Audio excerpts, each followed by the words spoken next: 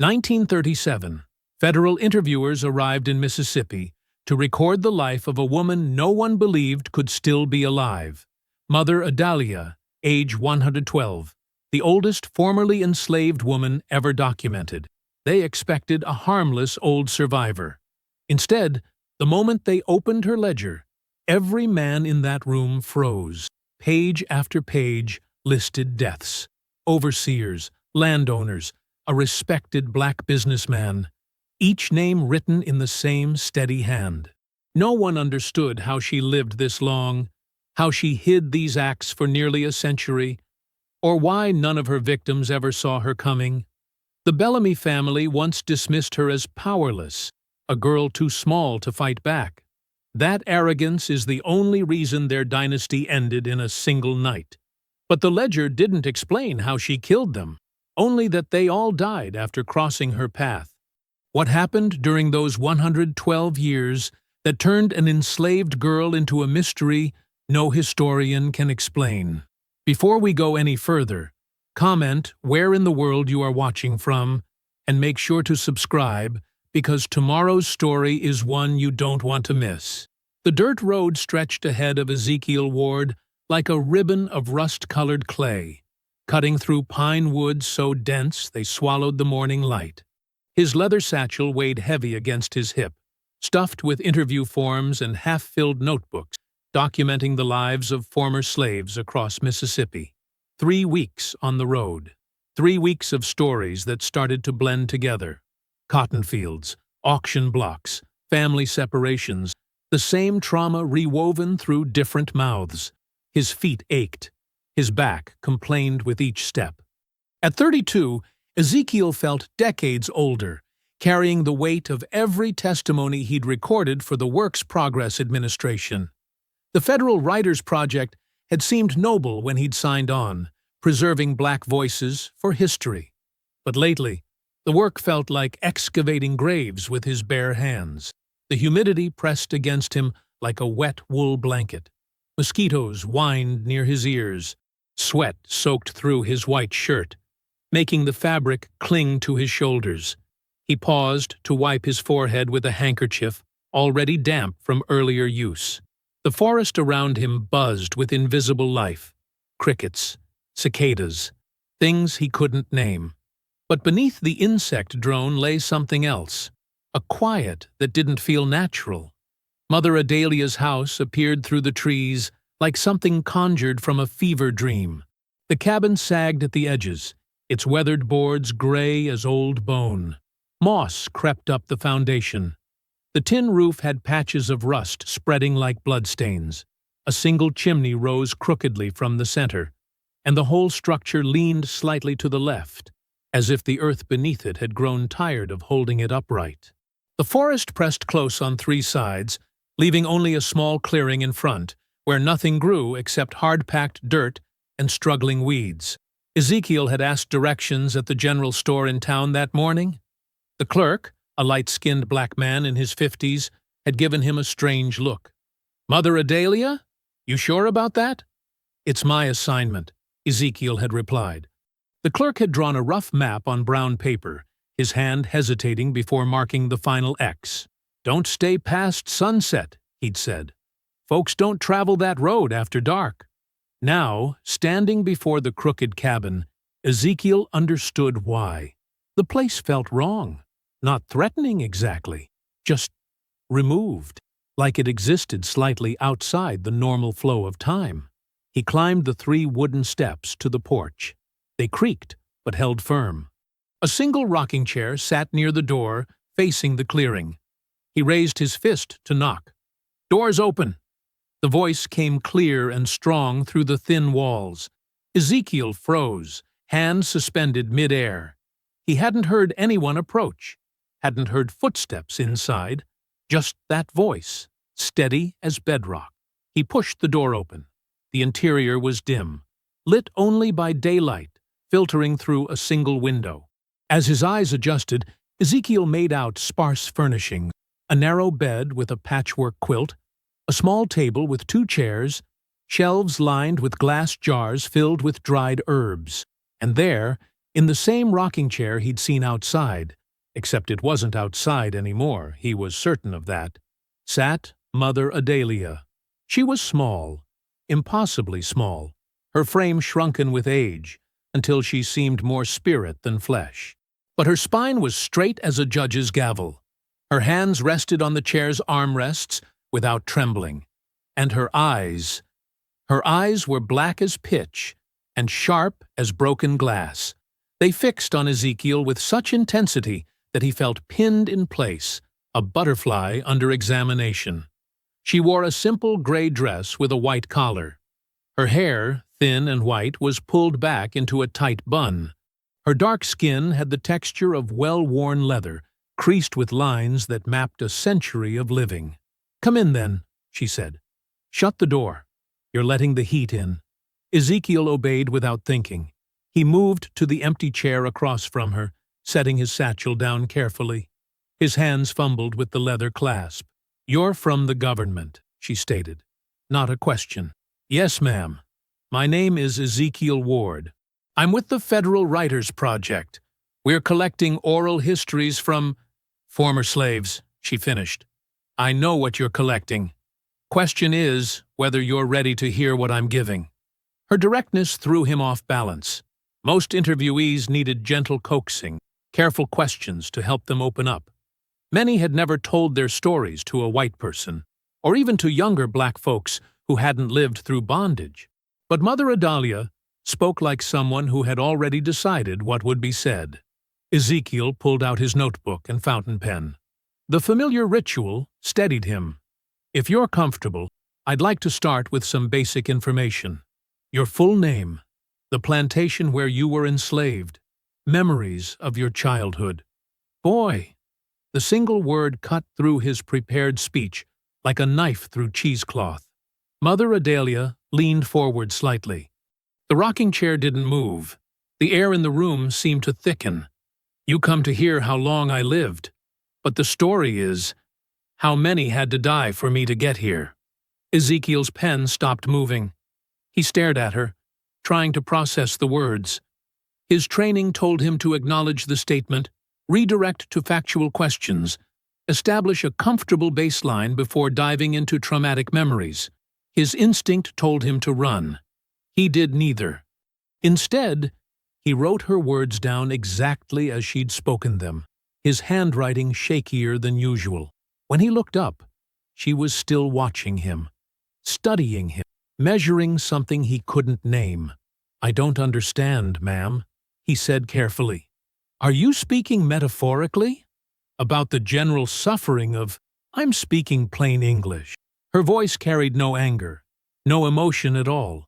"You want my story or not?" "Yes, ma'am." "Then listen close. I don't repeat myself." Silence settled between them. Outside, a bird called once and went quiet. Ezekiel waited, pen poised above paper. Mother Adalia's eyes never left his face. "Where are your people from?" she asked suddenly. The question startled him. My family? Your blood? Where are they from?" "My grandmother lived in Meridian," Ezekiel said. "She passed when I was young. My grandfather worked the railroad. My mother—" "Your grandmother's name?" "Sarah. Sarah Ward." Something flickered across Mother Adalia's face. Not recognition, exactly. More like confirmation. "Sarah," she repeated softly. "That's a good name. A strong name." She settled back in her chair. "You got her eyes." Ezekiel had no response to that. He'd never met anyone who'd known his grandmother except his own mother, and she rarely spoke of the past. Mother Adalia closed her eyes briefly, then opened them again. "You'll do," she said. "You'll do just fine. Ma'am, for hearing what needs to be heard." She gestured toward his notebook. "Right," and she began to speak. The sun hung low and orange when Ezekiel finally closed his notebook. His hand cramped from writing. His head throbbed with the weight of everything he'd transcribed. Mother Adalia had spoken for hours with only brief pauses, her voice never wavering, her memory sharp as shattered glass. She'd talked about the Bellamy plantation, about the mistress who'd taught her herbs, about the overseer with the whip scars across his knuckles, and she'd mentioned deaths, specific deaths, with details that made his stomach turn. "That's enough for today," she said, though he hadn't indicated he was leaving. "You'll come back tomorrow." Again, not a question. Ezekiel stood, his legs stiff from sitting. "Yes, ma'am. Same time? Come when you're ready to hear more." He gathered his satchel, tucking the notebook safely inside. At the door, he paused. "Mother Adalia, some of what you described, are you certain your memory?"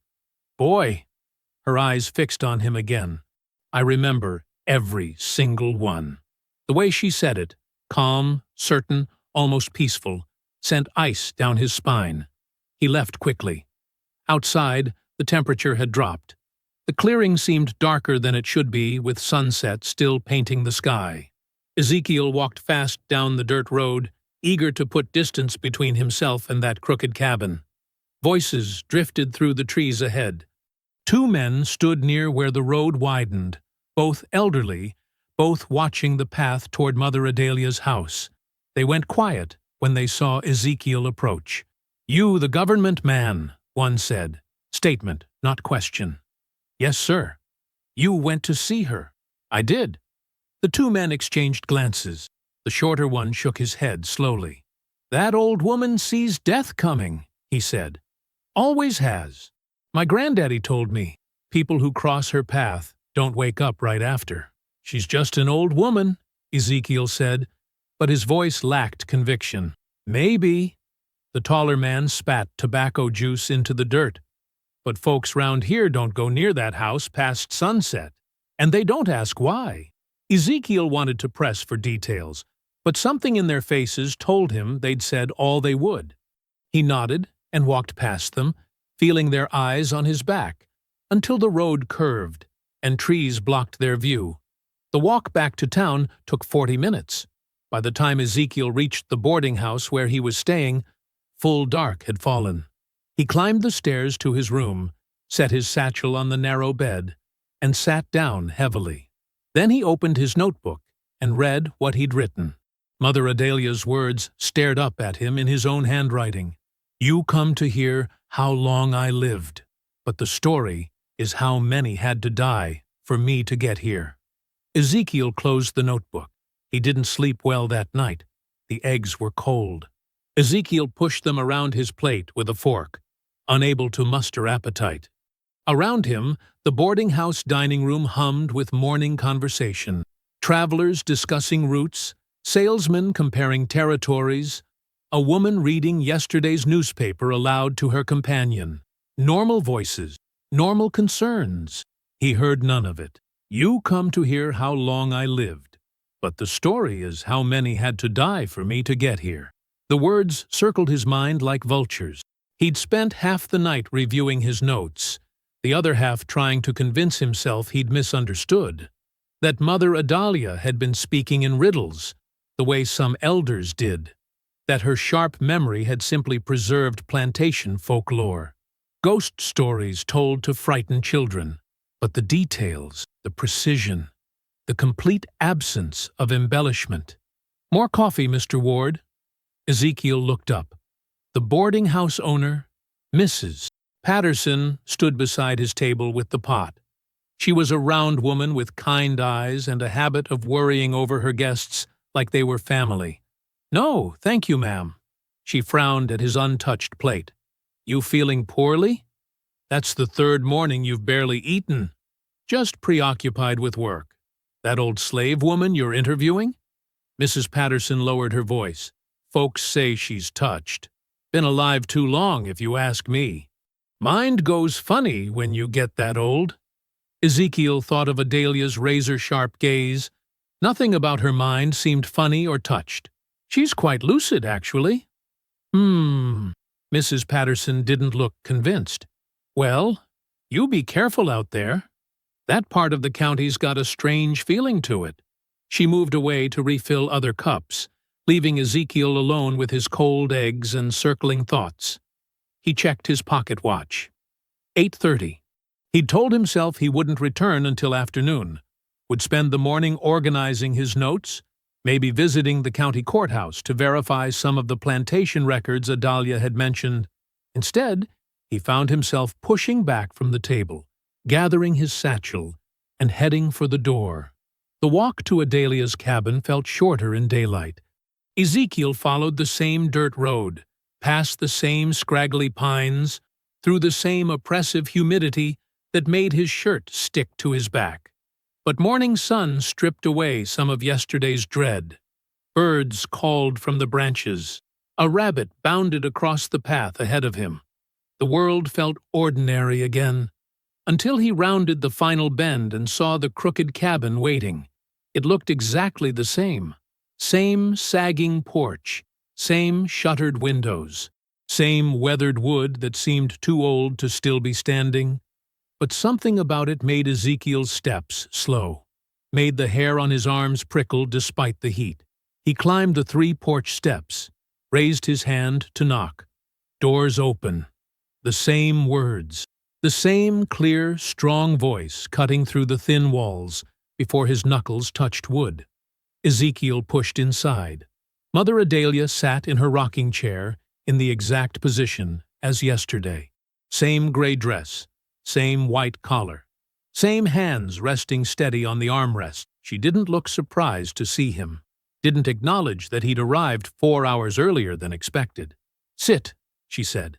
He moved to the same chair as before, set his satchel down, pulled out his notebook and pen.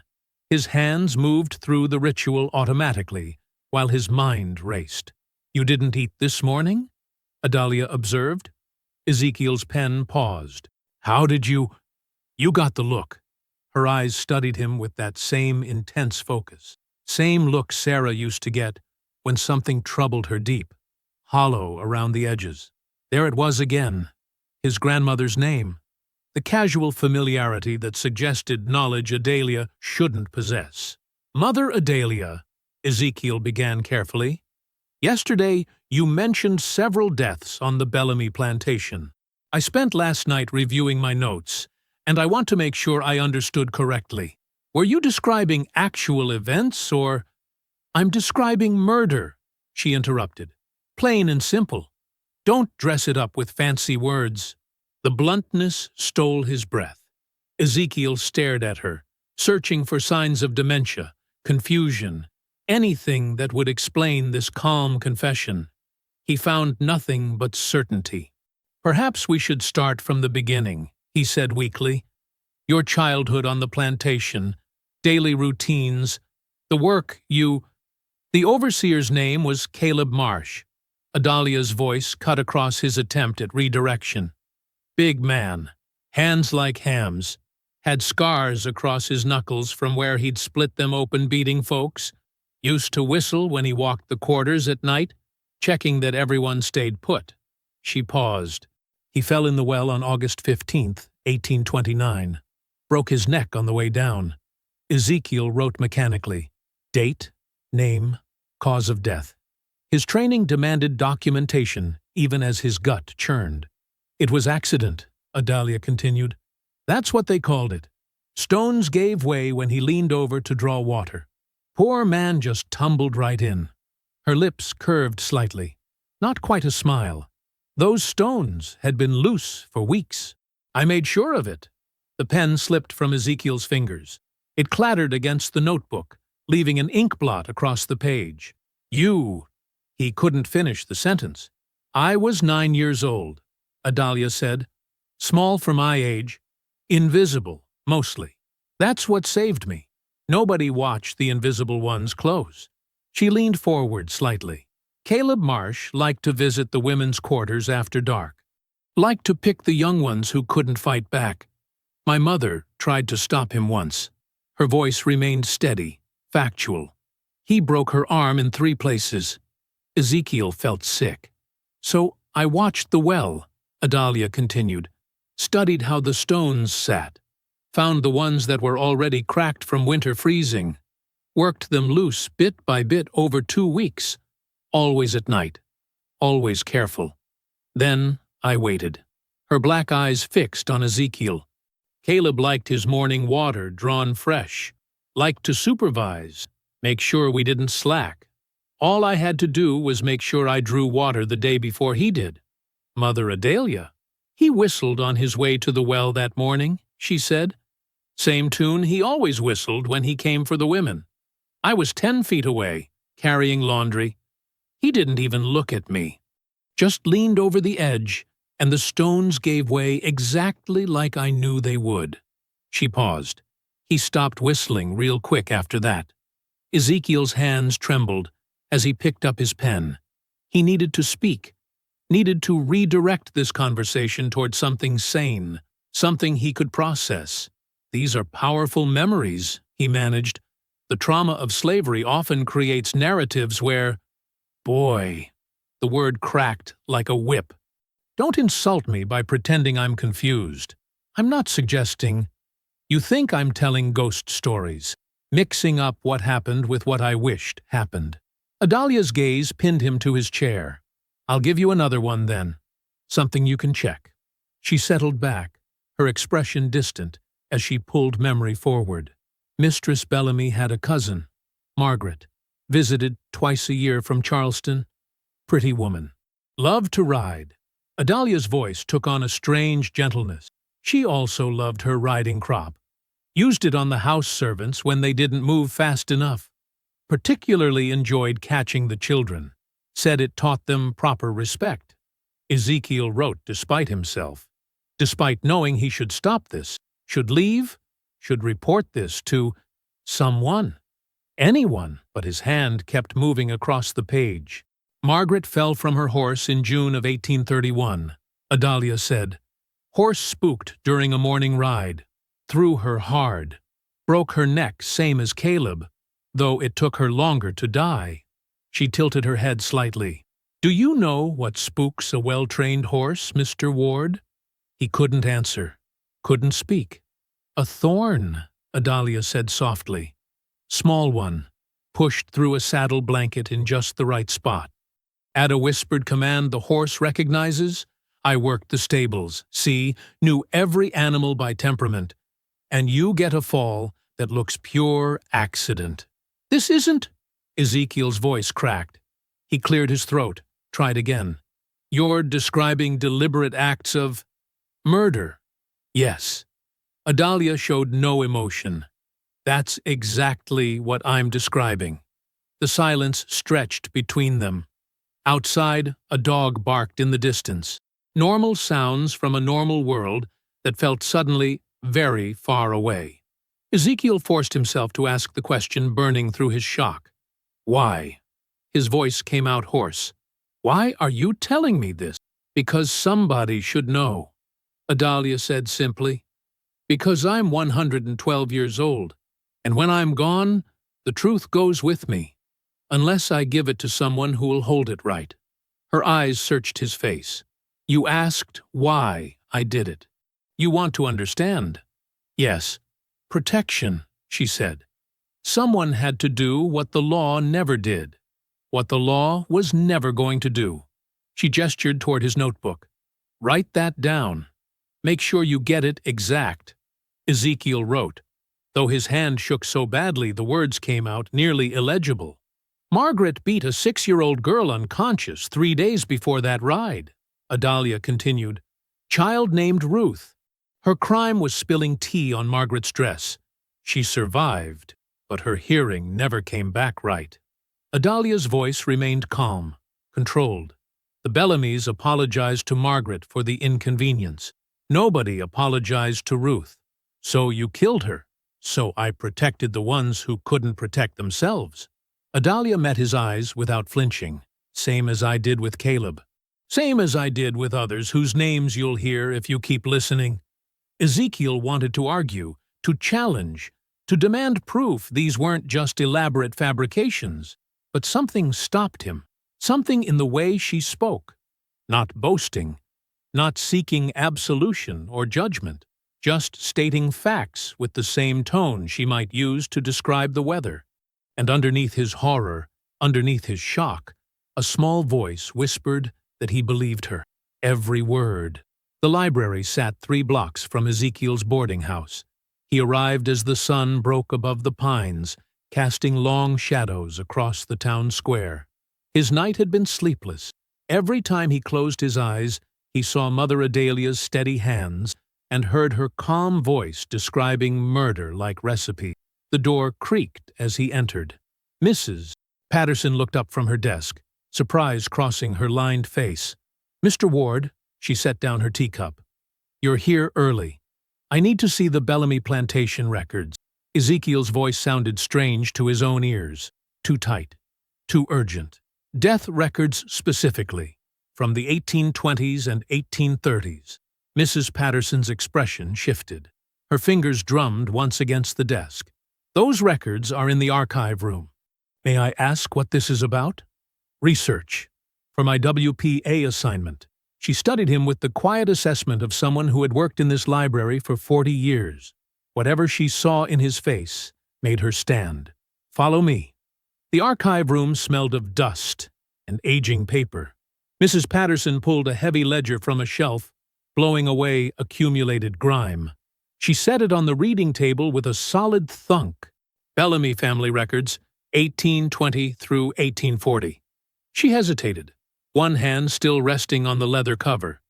"Mr. Ward, whatever you're looking for in here, sometimes the past is better left alone." "I need to verify dates," Ezekiel said. Mrs. Patterson nodded slowly. She left him alone with the ledger. Ezekiel opened it with trembling hands. The pages crackled. Faded ink documented births, marriages, property transfers. He flipped forward, searching, found the section marked Estate Incidents and Deaths. There. August 15th, 1829. Caleb Marsh, overseer, accidental death by drowning. Fell into well when stones gave way. Buried on estate grounds. Ezekiel's breath caught. He read it again. The date matched perfectly. He turned pages, heart hammering. June 23rd, 1831. Margaret Bellamy, cousin, visiting from Charleston, accidental death. Thrown from horse during morning ride. Sustained fatal injuries to neck and spine. Buried in family plot. The words blurred. Ezekiel gripped the table edge until his knuckles went white. She had told the truth. Every detail aligned. He spent 2 hours in that archive room, cross-referencing every death Adalia had mentioned. Every single one appeared in the records. Every date matched. Every cause of death listed as accident or natural causes. But now he knew better. Mrs. Patterson found him staring at the ledger when the morning sun streamed through the high windows. "Did you find what you needed?" she asked quietly. Ezekiel closed the book. "Yes, Mr. Ward." She waited until he looked at her. "That old woman you're interviewing, Mother Adalia. My grandmother used to say she was touched by something." A pause.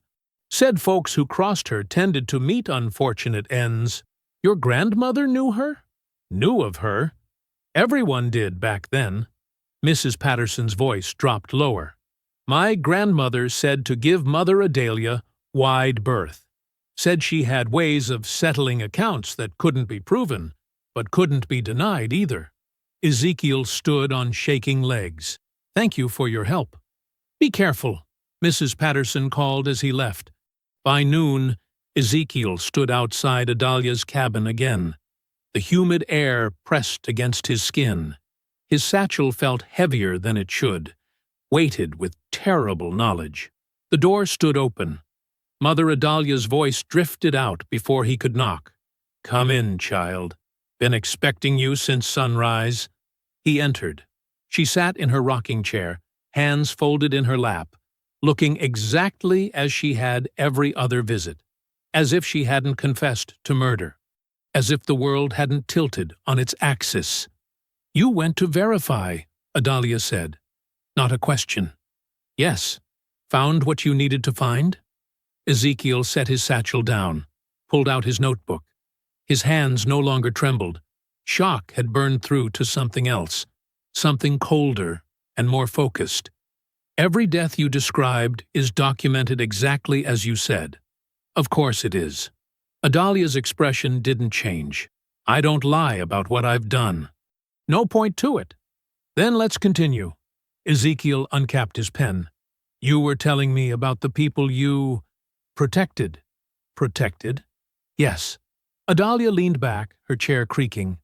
There was a woman named Hannah, field hand, strong as any man but gentle with the little ones. Master Bellamy took a shine to her, if you understand my meaning. When she fought him off, he had her whipped 20 lashes and sold her oldest boy downriver. Ezekiel wrote, his jaw tight. Hannah tried to hang herself 2 days later. Adalia continued. We cut her down in time, but she wasn't the same after. Just hollow. So I made sure Master Bellamy got a fever that wouldn't break. Simple thing. Mushrooms that look safe, but cook your insides slow. Took him 3 weeks to die. You poisoned him. I removed a threat. Adalia's voice remained steady. Hannah lived another 40 years, died free in 1874, with her remaining children around her. Tell me which death mattered more. Ezekiel had no answer. There was a cook named Patience, Adalia said. She taught me about herbs, about which ones healed and which ones harmed, and how you couldn't always tell the difference by looking. She understood what I was doing, though we never spoke it plain. She helped you. She taught me. Others did too. Adalia smiled faintly. You think I worked alone all those years? Child, we had a whole network. Women passing knowledge like receipts. How to slip certain roots into food. How to weaken support beams. How to make sure accidents happen to the right people. The revelation struck Ezekiel like a physical blow. A network. 6 of us on the Bellamy plantation. More on neighboring estates. We protected each other. Protected the children, especially. Adalia's eyes grew distant. White folks never suspected. Why would they? We were just house servants, field workers, cooks. Invisible. Harmless. How many died? On the plantation? Adalia considered. 14 that I did myself. Maybe 20 more that the others handled. Hard to say exactly. We didn't keep count like it was something to be proud of. We just did what needed doing. Ezekiel's pen raced across the page. His mind spun with implications. This wasn't just one woman's vendetta. This was organized resistance, a shadow war fought by the powerless against their oppressors. Despite everything, despite the horror of what he was hearing, he felt something shift inside him, a grim satisfaction. These women had fought back when no one else would. They had protected each other using the only weapons available to them. Maybe this story could change how people understood slavery, could reveal the hidden strength and resistance that existed even in the darkest times. Mother Adalia, he said carefully, when did you stop? After emancipation came. Surely. Stop? Her laughter cut him off, sharp and sudden. Child, you think it ended there? Ezekiel froze. His pen hovered above the page. I didn't stop when freedom came, Adalia said. Her smile faded. Freedom didn't change what needed changing. Didn't make the world safe for folks like us. Different names, different faces, but same evil wearing new clothes. What do you mean? I mean, I've been alive 112 years, she said quietly. And I've been killing people who deserve killing for 90 of them. The words hung in the air between them. Outside, cicadas began their evening chorus. The light through the window shifted toward orange. Ezekiel's throat went dry. 90 years, give or take. Adalia's black eyes fixed on him with that terrible clarity. You want to know the full story? Then you'd better prepare yourself, because the plantation was just the beginning. He opened his mouth, closed it, tried again. How many? How many what? How many people have you killed? Mother Adalia tilted her head, considering. Never counted exact, but if you're asking for a number? She paused. More than 40, less than 100, somewhere in that range. The notebook slipped from Ezekiel's fingers and hit the floor.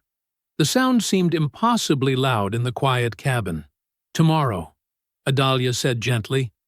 We'll talk about Reconstruction, about the night riders who came looking to put freed folks back in their place, about the men who thought lynching was entertainment. Her voice dropped to barely above a whisper. About how I made sure some of them ropes got used on the right necks. Ezekiel couldn't speak, couldn't move. "Go home, child," Adalia said. "Rest. You'll need your strength for what comes next." Evening fell as Ezekiel walked back through town. The moon rose huge and orange above the tree line. His feet moved automatically while his mind reeled. More than 40 people. Less than 100. Spanning 90 years. Mother Adalia wasn't just a survivor of slavery. She was something else entirely. Something the world had never documented because no one had thought to look, to ask, to listen. And now he carried her confession in his notebook. Every word, every name, every justified murder and calculated act of revenge. What was he supposed to do with this knowledge? Expose her as a serial killer? Honor her as a resistance fighter? Both felt wrong. Both felt incomplete. The central question hammered through his skull with each step. In a world that had denied justice to black people for centuries, who was he to judge the methods they used to survive? Tomorrow, he would return. Tomorrow, he would hear more. And with each confession, the weight of his decision grew heavier.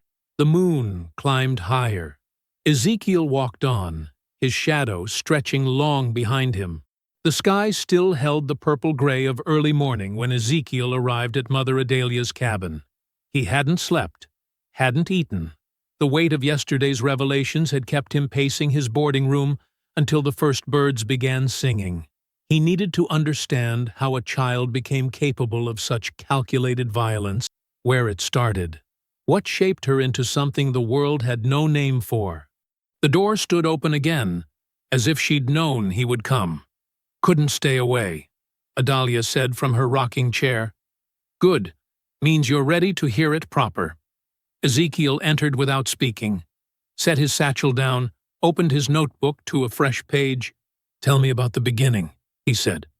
"Before the first death, when you were still just a child." Adalia's expression shifted, something almost like pain crossing her weathered features before settling back into that unsettling calm. "Just a child," she repeated softly. "Never was just a child, Mr. Ward. Not on Bellamy Plantation. Not anywhere a black child was born into bondage." She paused. "But I'll start where you're asking. Back when I was 6 years old and still believed the world might have mercy in it." She closed her eyes, and when she spoke again, her voice carried the cadence of someone stepping back through decades. Bellamy Plantation sat on 300 acres of Mississippi Delta land, cotton fields stretching farther than a child's eyes could see, 200 souls working that land, men, women, children, all. Master Jacob Bellamy owned every one of us like we were livestock, bought and sold and bred for profit. Ezekiel wrote quickly, his pen scratching across paper. "I was born in the quarters in 1825. My mother died bringing me into this world, so I never knew her touch. An older woman named Aunt Sal raised me along with 6 other motherless children. We slept on straw pallets, 4 to a pallet, in a cabin with walls so thin you could see daylight through the cracks." Adalia opened her eyes, fixing Ezekiel with that penetrating stare. "You want to understand what made me? Start there. Start with waking before dawn every day of your life to the sound of the overseer's horn. Start with watching children younger than me picking cotton until their fingers bled. Start with knowing that any adult could be sold away at any moment and you'd never see them again." "I'm sorry," Ezekiel said quietly. "Don't apologize. Just listen." Adalia's tone remained steady. "When I was 6, Mistress Elizabeth Bellamy took notice of me, said I had quick hands and a quiet disposition, pulled me from field work to serve in the big house. Other children thought I was lucky. They were wrong." She shifted in her chair, the wood creaking beneath her. "Mistress Bellamy taught me everything.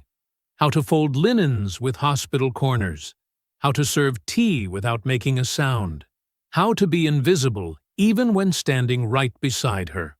A pause. And how to prepare her medicines. Ezekiel's pen hesitated. She taught you medicine? She taught me herbs, Adalia corrected.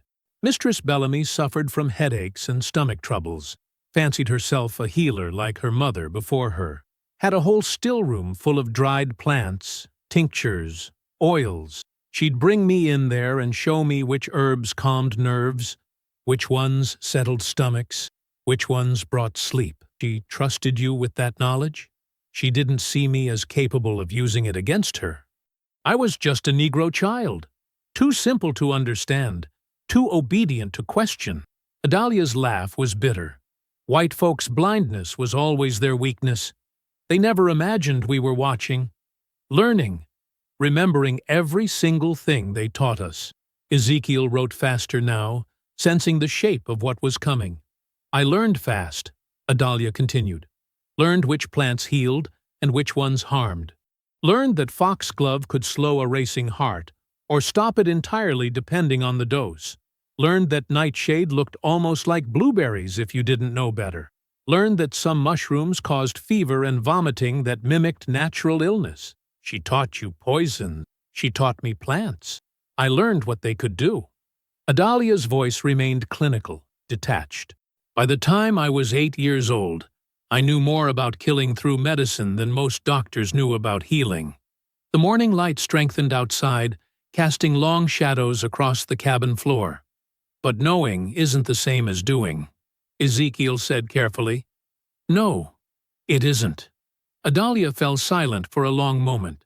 The doing came later, came from necessity. Tell me. She took a slow breath.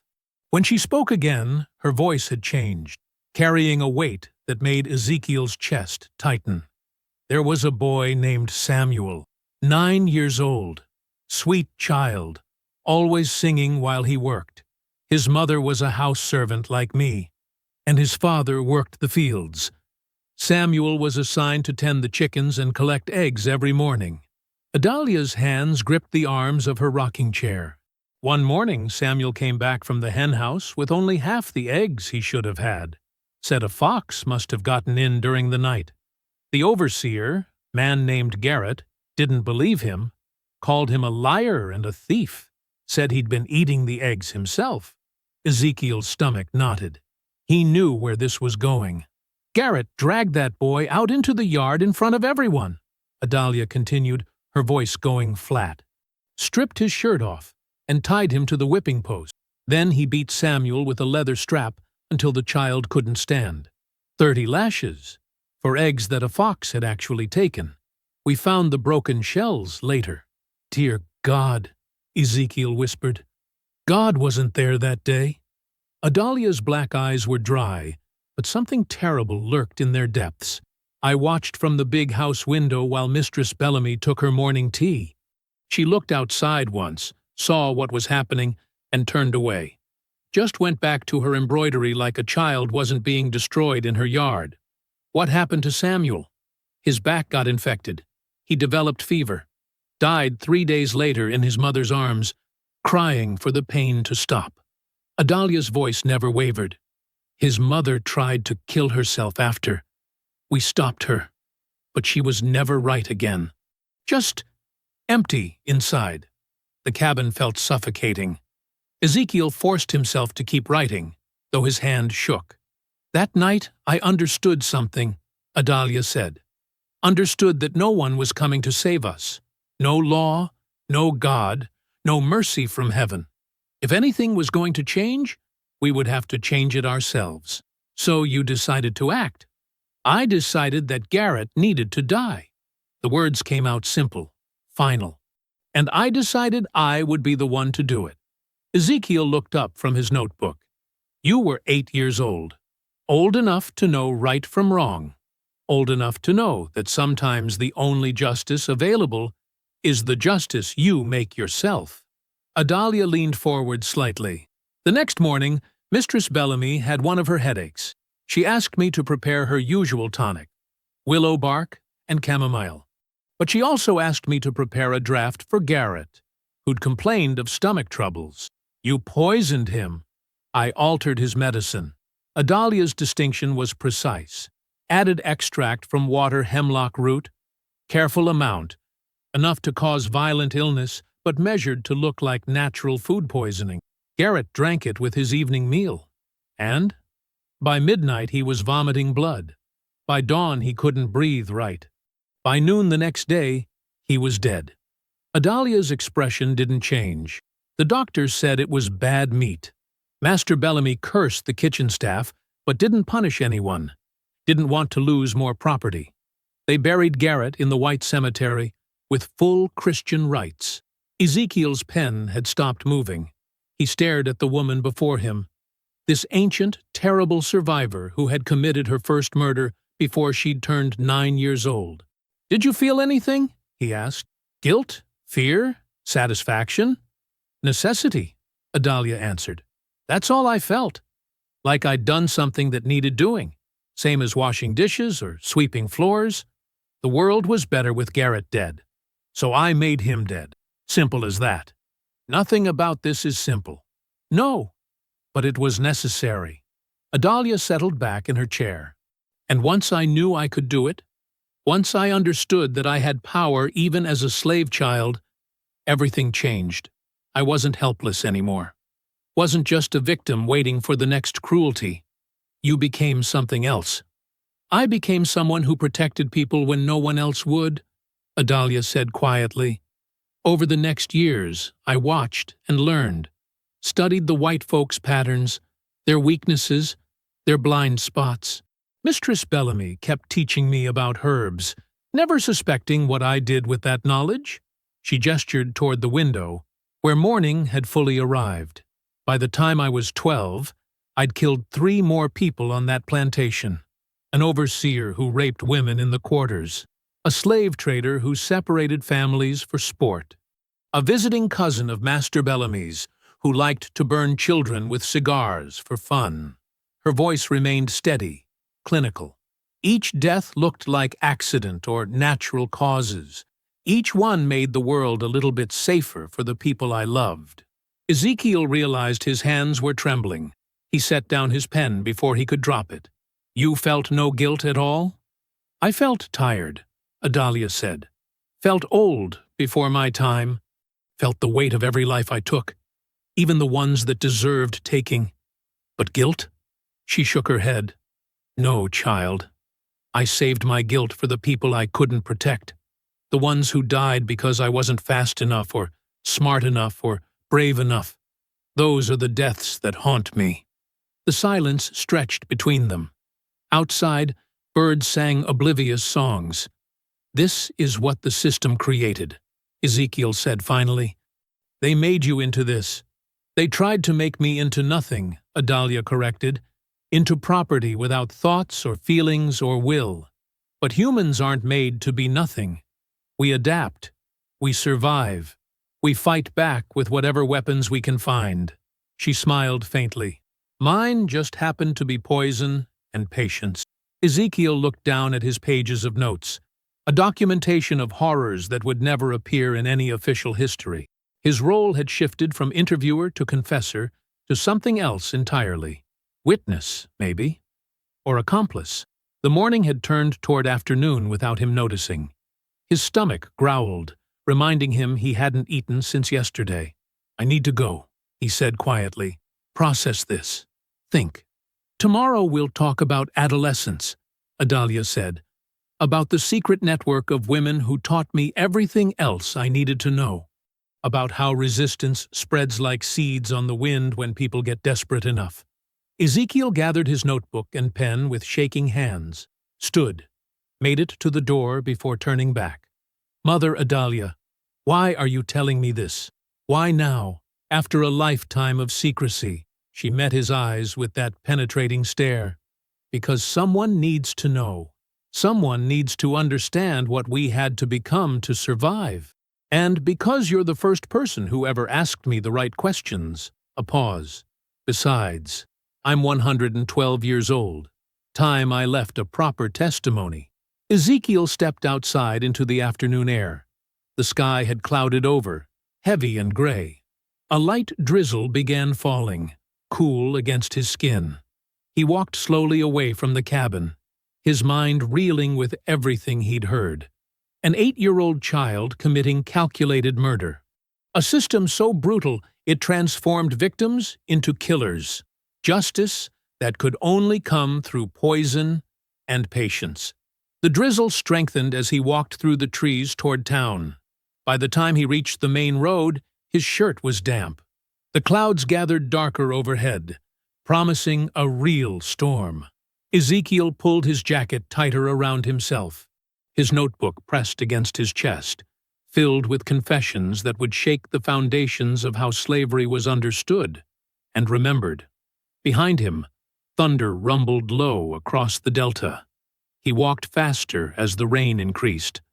By the time the boarding house came into view, water ran in rivulets down his face. He couldn't tell if the moisture on his cheeks was rain or tears. The storm broke fully just as he reached the porch.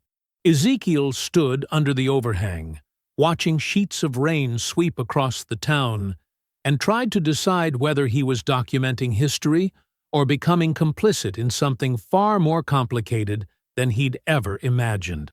The morning after the storm arrived, cold and clean. Ezekiel had barely slept, listening to rain hammer the boarding house roof, while his mind replayed images of an 8-year-old girl measuring poison. When dawn finally came, he dressed with trembling hands and skipped breakfast entirely. The walk to Adalia's cabin felt different today. The storm had washed everything fresh, leaving puddles that reflected a pale blue sky. Birds sang louder than usual. The world looked innocent, scrubbed clean, a stark contrast to the darkness he was documenting. When he knocked, Adalia's voice called out immediately, "Come in, child. Tea's almost ready." Ezekiel pushed open the door and stopped. Mother Adalia stood at her small stove, heating water in a dented kettle. 2 chipped cups sat waiting on the table. She'd never offered him anything before. "Sit," she said without turning. "You look like you didn't sleep." "I didn't." Ezekiel lowered himself into the chair, setting his notebook down carefully. "Kept thinking about Samuel, about Garrett, about a child forced to become a killer." Adalia finished his sentence. She poured hot water over crushed mint leaves, releasing a clean, sharp smell. "That's what I became." No point softening the word. She brought both cups to the table and sat across from him. The tea was simple, but carefully prepared. Ezekiel realized this gesture meant something, an acknowledgement that he'd proven himself worthy of hearing more. "Today I'll tell you about the others," Adalia said. "The women who taught me that I wasn't alone. That resistance could be larger than one girl's revenge." Ezekiel opened his notebook, pen ready. His hand still shook slightly. "It started when I was 17, Adalia began. Year was 1842. I'd been careful for years, acting alone, protecting people when I could. But one night, I was out past curfew gathering herbs near the creek when I heard voices. Women's voices, low and careful. How many? 4 of them. Meeting in the dark near the washing stones. I recognized them all. Women from different parts of the plantation. They were talking about the new overseer, making plans." Adalia sipped her tea. "I should have run. Should have hidden. Instead, I stepped into their circle and said, 'If you're planning to kill him, I can help.' They didn't turn you in." "No. They'd been watching me, too. Noticed the pattern of accidents that always seemed to protect our people. They'd suspected, but couldn't prove anything." A faint smile crossed Adalia's weathered face. "That night I found my sisters," Ezekiel wrote quickly, capturing her exact words. "What were their names?" "Clarissa. She worked in the big house kitchen and knew every white person's schedule down to the minute. Hannah, who tended the sick and understood poisons even better than I did. Ruth, who could read and write despite the laws against it. And Dinah, who'd been a field hand all her life. and knew every inch of the plantation's grounds. Adalia's voice softened with memory. Together we became something powerful. A resistance network. A protection network, Adalia corrected. Our purpose wasn't rebellion for its own sake. We weren't trying to overthrow the system. We knew that was impossible. But we could make the worst people disappear, could create small pockets of safety for our families. She described how they met regularly under various pretenses. Washing clothes became their signal. Hanging certain colored fabric meant a meeting that night. Tending fires allowed them to stay up late without suspicion. Each woman brought different knowledge, different access, different abilities. Our first coordinated action came in the spring of 1843, Adalia continued. Master Bellamy's brother was visiting from South Carolina. He was a breeder, bought and sold enslaved people specifically for reproduction. Started targeting young girls in our quarters, 12 and 13 years old. Ezekiel's stomach twisted. What did you do? Hannah prepared a special meal for him, said it was a delicacy from her grandmother's recipes. He ate it eagerly, wanting to seem sophisticated. By midnight, he was vomiting. By morning, he couldn't breathe right. The doctor said his heart gave out. Weak constitution. Adalia's eyes were hard. We made sure his heart stopped before he could touch any of our children. The tea had gone cold in Ezekiel's cup. He forced himself to drink anyway, needing something to ground him in the present moment. Over the next years we prevented so much suffering, Adalia said. Not just through killing. Sometimes we helped families escape north, created distractions during punishments, forged passes for temporary freedom. But when someone needed to die to protect our people, we didn't hesitate. Give me another example, Ezekiel said quietly. Adalia nodded. Summer of 1845. There was an auction coming. Master Bellamy planned to sell a dozen people to pay gambling debts. Families would be separated. Children torn from mothers. We couldn't stop the auction, but we could delay it.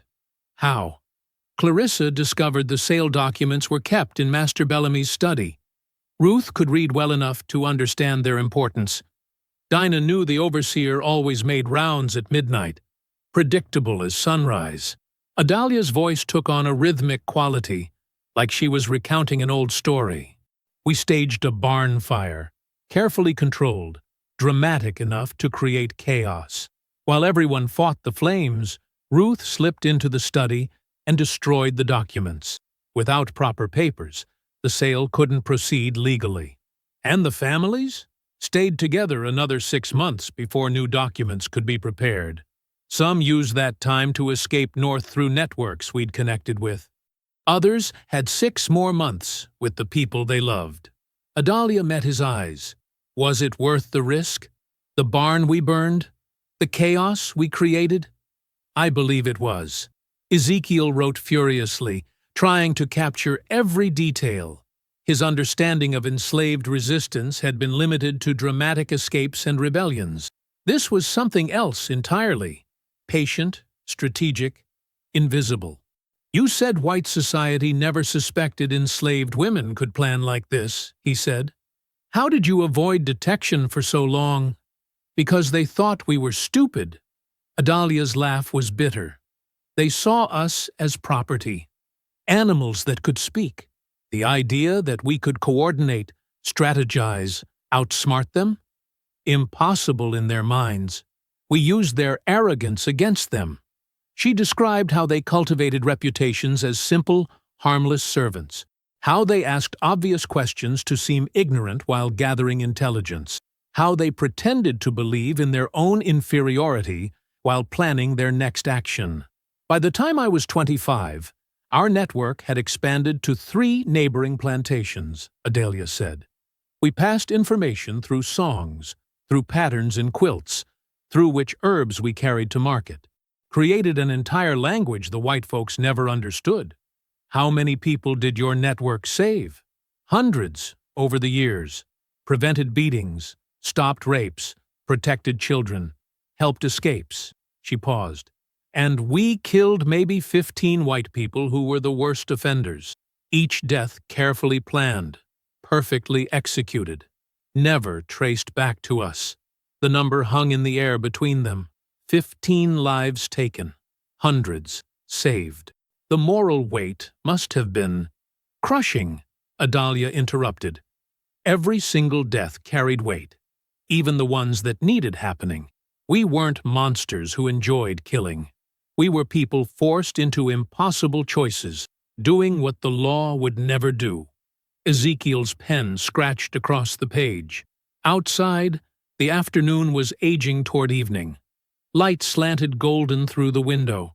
This continued through the 1850s, he asked. Through the 1850s and into the war years, we watched tensions rise between North and South, heard whispers of possible freedom. But freedom seemed so distant, so impossible. Adalia's voice grew quieter. We kept doing our work because we couldn't afford to wait for salvation. Had to save ourselves, day by day, death by death.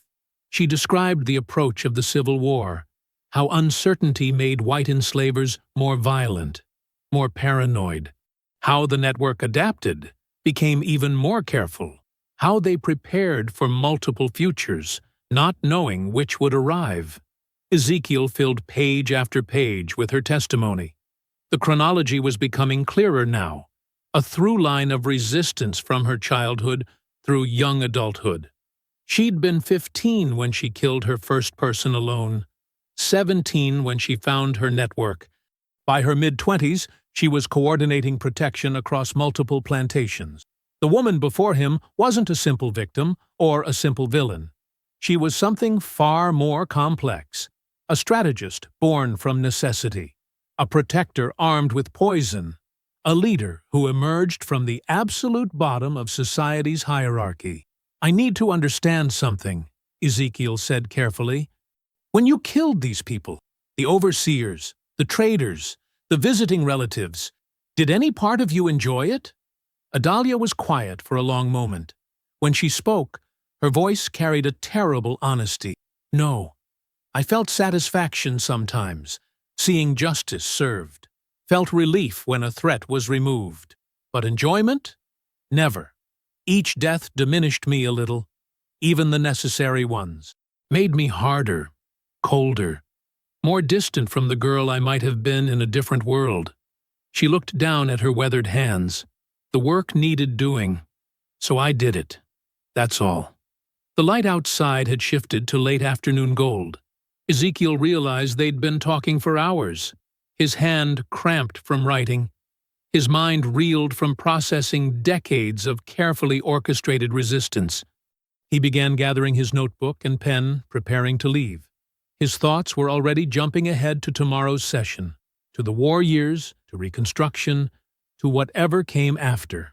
Adalia stood when he did, walked him to the door as she always did. But this time she placed one hand on his arm, stopping him at the threshold. War came, but freedom came slower, she said softly. Ezekiel met her eyes, seeing shadows of things she hadn't yet revealed. He nodded once, then stepped outside into the evening air. The walk home felt longer than usual. The clearing sky above him held streaks of pink and orange. Everything looked beautiful and peaceful. Another lie that the world told about itself. The morning arrived with uncommon gentleness. Sunlight filtered through thin curtains in Ezekiel's boarding room, and for once he'd slept without nightmares of plantation ledgers and poisoned wells. He dressed quickly, ate a breakfast of cornbread and coffee, and walked the familiar path to Adalia's cabin with something approaching eagerness. She was waiting on the porch this time, unusual for her. Usually she remained inside until he knocked. Today she sat in her rocking chair, hands folded in her lap, face turned toward the rising sun. "You're ready for what comes next," she said. Not a question. Ezekiel climbed the steps and settled into his usual seat. "I want to understand what happened after emancipation, after the war ended, and you were legally free." Adalia's smile was thin. "Legal freedom and actual freedom weren't the same thing, child. You know that." "I do. but I need to hear your experience of it." She nodded slowly, approving his directness. Then she began. "When the war ended in 1865, I was 38 years old.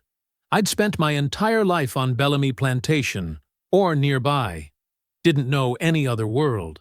The announcement came that we were free, and people celebrated, crying, dancing, praising God." Her voice remained steady, controlled. "But I knew better than to trust words on paper." Ezekiel wrote carefully, capturing her exact phrasing. "The network disbanded at first.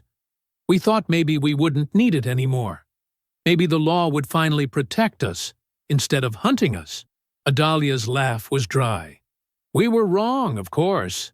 Within months, white vigilantes were terrorizing black communities. Former enslavers became employers who paid starvation wages and enforced their will with violence. The structures changed names, but not nature." She described transitioning into work as a midwife and herbal healer. Her knowledge of medicines and remedies, the same knowledge she'd used for killing, now primarily served to save lives. She traveled between small black settlements, delivering babies, treating fevers, teaching younger women her craft. "The work was honest," Adalia said. "Felt good to use my hands for healing instead of harm. Built trust in communities that desperately needed someone they could rely on. Became known as Mother Adalia, a title of respect, protection. But violence still surrounded them. Reconstruction brought temporary hope, then crushing disappointment as federal troops withdrew and white supremacist groups gained power." Adalia described specific threats: night riders who burned homes, employers who cheated workers then beat anyone who complained, corrupt officials who looked away from atrocities. "So I resumed my other work," she said simply, quietly, carefully, only when necessary. She recounted 3 incidents from the late 1860s. A landlord who routinely assaulted black women tenants, found dead from what appeared to be heart failure after drinking from a well Adalia had treated. A merchant who sold spoiled food to black families at inflated prices took sick from contaminated grain that somehow ended up in his personal stores. A county clerk who destroyed black voting registrations died in a fire that started mysteriously in his office.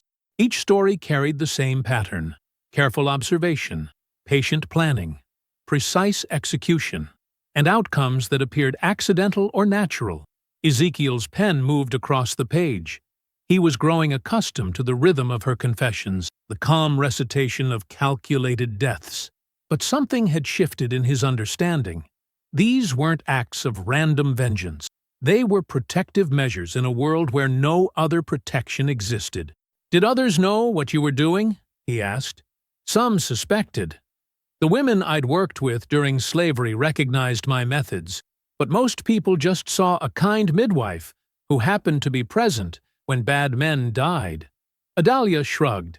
"I let them believe what they wanted to believe." The interview continued through mid-morning. Adalia rose at one point to fetch water, moving with surprising grace for her age. When she returned, she gestured toward an old trunk in the corner. "You can look inside if you want. Kept records of my healing work. Thought someone should remember the lives saved, not just the lives taken." Ezekiel approached the trunk reverently. The wood was scarred and worn, metal hinges rusted but functional. He lifted the lid carefully. Inside lay carefully organized bundles, dried herbs wrapped in cloth, small glass bottles containing tinctures and oils, a stack of letters bound with twine, and beneath it all, a leather-bound ledger. He lifted the ledger out, handling it like sacred text. The leather was soft with age, pages yellowed but intact. Opening it revealed neat handwriting, names, dates, ailments, treatments. Ezekiel began reading through entries from the 1870s. Each one documented Adalia's work. Sarah Johnson, difficult birth. Mother and child survived. Thomas Green, infection in leg wound, treated with poultice, healed fully. Mary Patterson, fever, administered willow bark tea, Fever broke, third day. The names rolled past, dozens of them, each representing a life touched by Adalia's knowledge and care. Then one name stopped him cold. Eunice Ward. His grandmother's name. Ezekiel's hands trembled slightly as he read the entry dated July 1873. Eunice Ward, age 22, severe fever following childbirth. Baby girl healthy, but mother declining rapidly. Administered fever-reducing herbs and fluids. Stayed 3 days. Fever broke morning of 4th day. Both mother and child survived. The baby girl would have been his mother. Ezekiel looked up at Adalia, who watched him with knowing eyes. "You saved my grandmother's life." "I saved many lives," she replied gently. "But yes, Eunice Ward was one of them. Sweet girl, barely more than a child herself. The fever had her delirious, calling for her own mother who'd passed years before. I stayed by her bedside, kept her drinking fluids, kept her body cool. Wasn't sure she'd make it." Emotion flooded through Ezekiel. Gratitude, wonder, a sense of divine appointment. His entire existence depended on this moment in 1873, when Adalia chose to stay by his grandmother's bedside. When she used her knowledge to fight death instead of cause it. "I wouldn't exist without you," he said quietly. "None of us exist without someone else's choices," Adalia replied. "That's the truth of life. We're all connected by invisible threads. Who helped whom? Who saved whom? Who killed whom? The ledger balances in ways we can't always see." Ezekiel returned to the trunk, looking through more entries. Found his grandmother's name 3 more times over the years, treating a child's croup, helping with another difficult birth, providing medicines during influenza outbreaks. Adalia had been a steady presence in his family's history, an unknown guardian whose actions rippled forward through generations. He felt chosen, suddenly. Not just assigned to this interview by bureaucratic chance, but selected by fate itself to hear and preserve Adalia's truth. She wasn't simply a former slave with a dark history. She was a protector, a healer, a woman who'd saved his bloodline. "This changes everything," Ezekiel breathed. "Does it?" Adalia's voice carried gentle challenge. "Or does it just help you see what was always true? That people are complicated. That the same hands that dealt death also gave life. That justice and mercy can exist in one person." Ezekiel carefully returned the ledger to the trunk. His mind raced with new understanding. He could publish this narrative, not as a criminal confession, but as a testament to courage and survival. Could frame her killings as necessary acts of protection in a lawless world. Could honor her as the hero she truly was. "I understand now," he said, returning to his seat. "I understand what you were doing. What you've been doing all along." Adalia's expression softened. The first truly warm look she'd given him. "Good. Then you're ready to hear the full truth." They continued through the afternoon, covering the years 1865 through 1880. Adalia described building community trust, earning her title of mother, becoming someone families called upon in their darkest hours. She detailed how she trained younger women in herbal healing, passing down knowledge that had been weaponized but could also save. She spoke of watching Black communities struggle to build something from nothing. Churches, schools, mutual aid societies, while white violence constantly threatened to destroy it all. The chronology became clearer with each session. 15 years of Reconstruction-era life, marked by both healing work and protective killings. The numbers were smaller now, maybe 6 people eliminated during this period, each one a direct threat to vulnerable families. The work had shifted from constant survival to something more measured, more selective. Evening arrived gently, light going golden through the window. Ezekiel's notebook was filled with names, dates, testimonies. His heart felt full in a way it hadn't in years, full of purpose, gratitude, connection to something larger than himself. He packed his materials slowly, reluctant to leave this warm feeling behind. When he stood, Adalia stood with him. "Thank you," he said simply, "for saving my grandmother, for trusting me with your story." She nodded once, accepting his gratitude without false modesty. Ezekiel walked home through the evening air, feeling almost joyful. The world seemed brighter, somehow, more meaningful. He thought about his grandmother Eunice, how she'd lived into her 70s, raised 5 children, been known for her kindness. All because Adalia stayed by her bedside in 1873. At the boarding house, he ate dinner with uncommon appetite. Ham and beans, cornbread, greens, everything tasted better tonight. He hummed to himself while eating, already planning how he'd frame tomorrow's interview. Early afternoon sunlight streamed through Adalia's window when Ezekiel arrived the next day. He carried his notebook with renewed enthusiasm, already imagining how he'd shape her narrative into something inspiring, something that honored her protective instinct and celebrated her role as guardian. Adalia was sitting in her usual chair, hands folded in her lap. When she saw his expression, bright, eager, hopeful, something shifted in her face. Not quite sadness, more like resignation. "You're looking pleased with yourself today," she observed. "I understand now," Ezekiel said, settling into his seat. "I see what you were doing. Why you did it. You were protecting people who had no other protection. Is that what you think? Isn't it true?" Adalia was quiet for a long moment. Then she said gently, "Truth has sharp edges, child. You sure you want to keep cutting yourself on them?" Something in her tone made Ezekiel's enthusiasm falter, but he'd come too far to turn back now.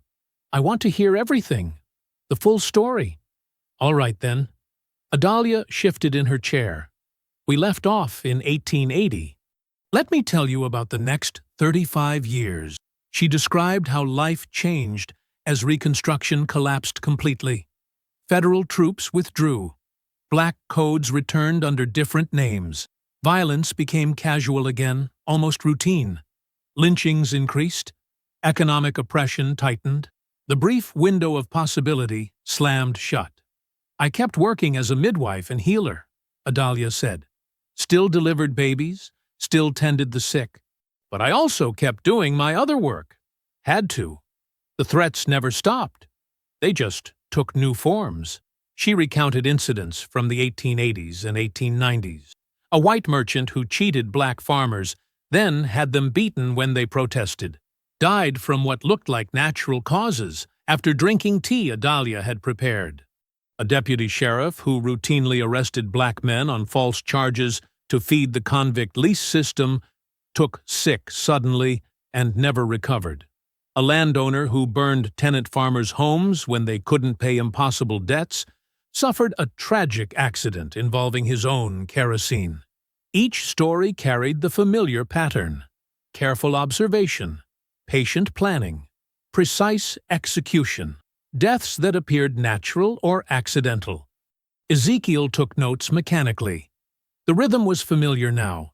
He told himself these were still acts of protection, still justified by the systemic violence surrounding them. "The work changed some as I got older," Adalia continued. "Wasn't just white folks threatening us anymore. Sometimes the danger came from inside our own communities." Ezekiel looked up from his notebook. "What do you mean?" "I mean people who looked like us, but worked against us. People who chose their own comfort over everyone else's safety. People who collaborated." The word hung heavy in the air. Adalia's voice remained steady. "In 1912, there was a man named Thomas Reed. You heard of him?" Ezekiel's pen stopped moving. Thomas Reed. The name pulled him instantly back to childhood, to stories his parents told. Reed had been a successful businessman, one of the few black men who'd built real wealth in the area. He'd owned a general store, employed local workers, donated to churches. When he died suddenly in 1914, the entire community mourned.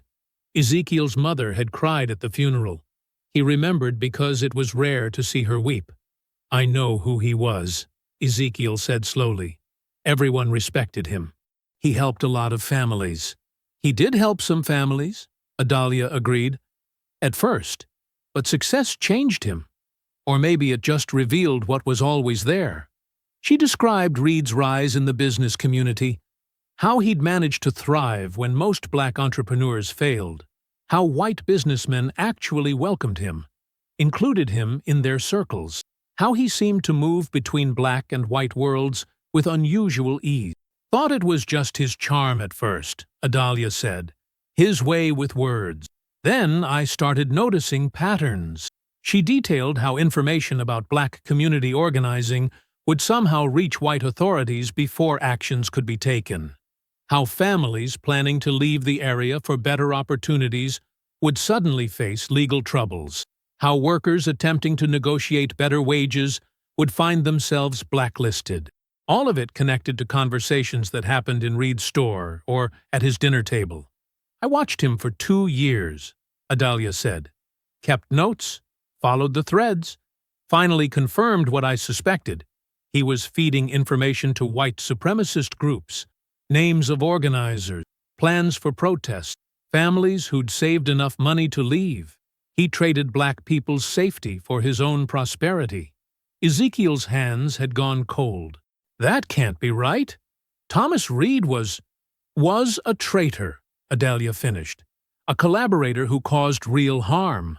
In 1913, 3 families tried to organize a work stoppage at the sawmill. Reed told management who the leaders were. Those 3 men disappeared, never seen again. Their widows and children had to leave the state to survive." The room felt smaller suddenly. Ezekiel's notebook lay open on his lap, but he couldn't look at it. "I confronted him," Adalia continued. "Went to his store one evening after closing. Told him I knew what he was doing. Offered him a chance to stop, to leave the area, to at least stop betraying his own people." "What did he say?" "He laughed." Adalia's voice went flat. "Said I was a foolish old woman who didn't understand how the world worked. Said collaboration was survival. Said he'd earned his place and wouldn't let ignorant field hands drag him down.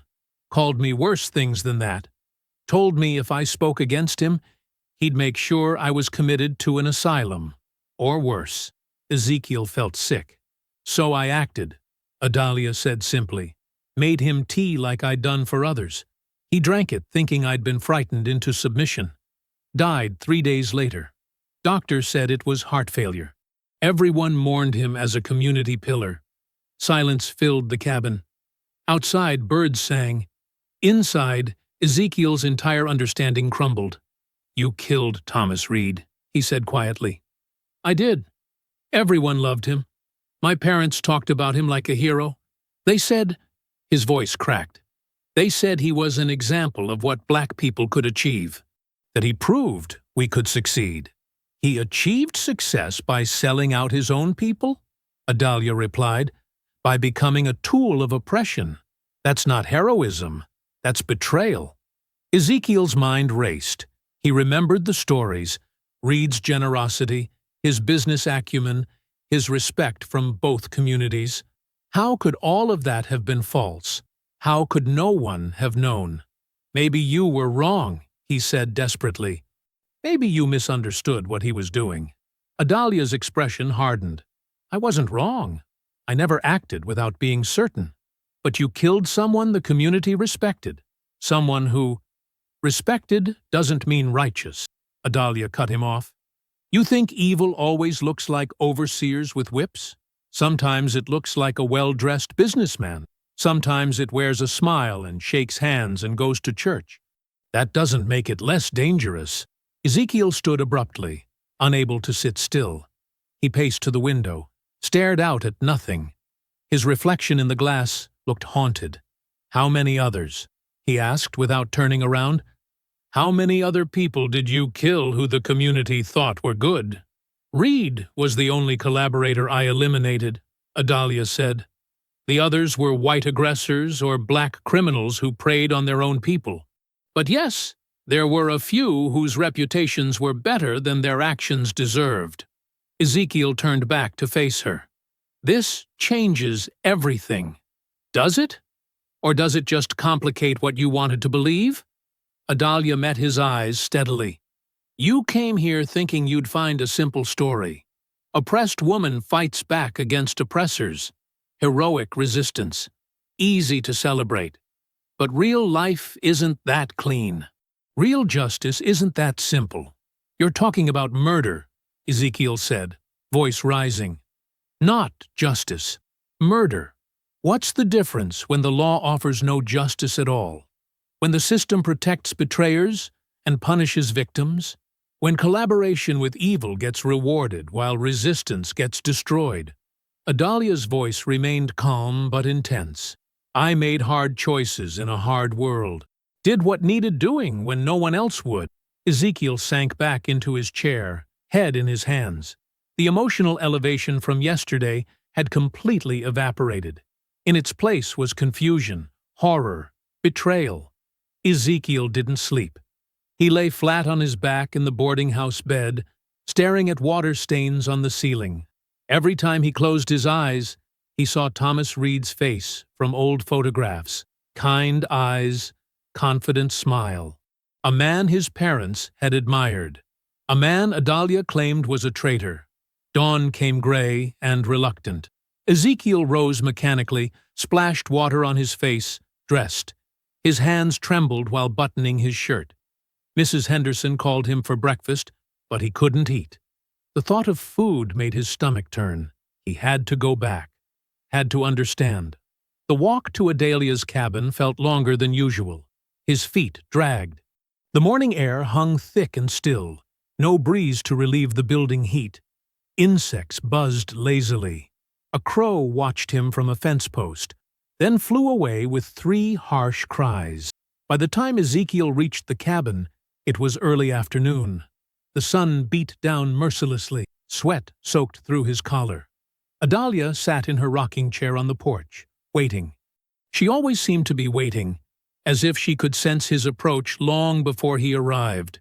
Her expression revealed nothing, neither welcoming nor hostile. Just patient. Thought you might not come back, she said quietly. Ezekiel climbed the porch steps slowly. I almost didn't. But you did. Sit. He sat on the wooden step instead of his usual chair inside.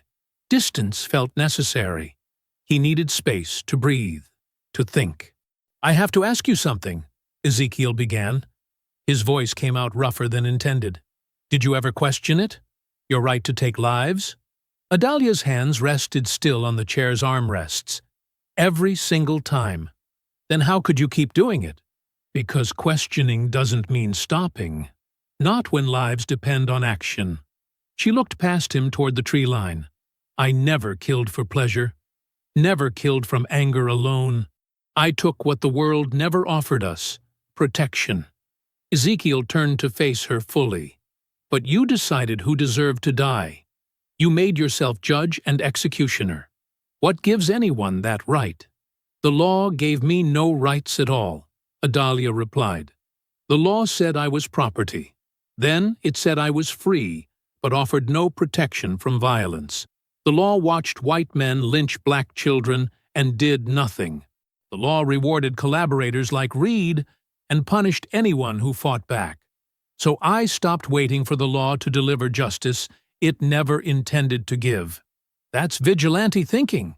That's survival, Adalia interrupted, her voice sharp for the first time. You think I wanted to become what I became? You think I enjoyed watching people die by my hand? I carried every single death, felt every one of them.